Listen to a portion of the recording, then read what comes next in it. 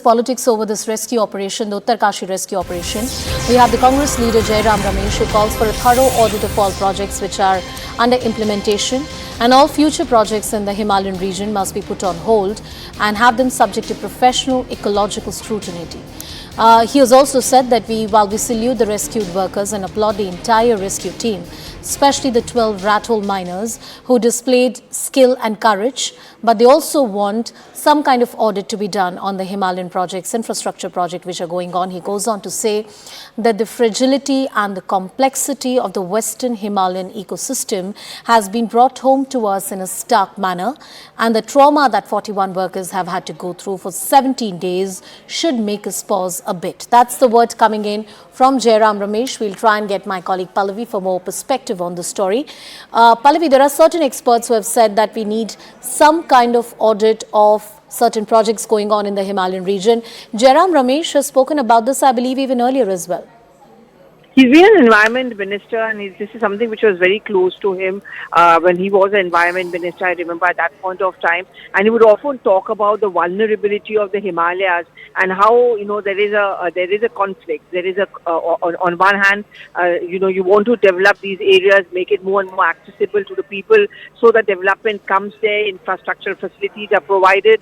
And most of them are tourist places also. So he would often raise the point, and this is a concern which has been raised by many of the experts, that while there's a need for development, but at the same time, how do you ensure that the basic ecological balance is not tampered with?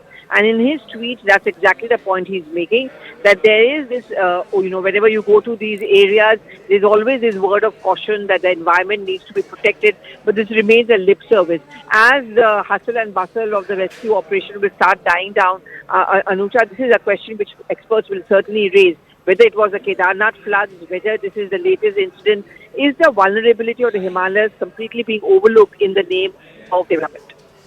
Absolutely. And Pallavi, do you expect this kind of heightened this discourse to further heighten, keeping in mind that this is one of the flagship projects behind which the entire government at the centre has thrown its weight?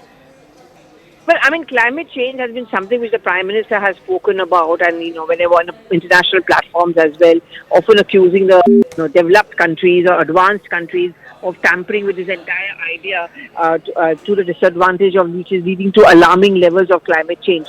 But back over here, also the Prime Minister has given a huge push to green environment, how we should be eco-friendly. But at the same time, as I was talking about, the contradictions or the dichotomy of how is that balance going to be maintained. I think post this incident, and something which the Prime Minister also referred to yesterday, is that these concerns will also now have to be addressed. There were certain changes which have to be made in environment laws while you want to get development in these Himalayan region and these areas and make it accessible. But at the same time, the basic structure, if you tamper with it, does it lead to a situation which we saw over the last 16 to 17 days? Absolutely. That's the politics which is spanning out as Pallavi is talking.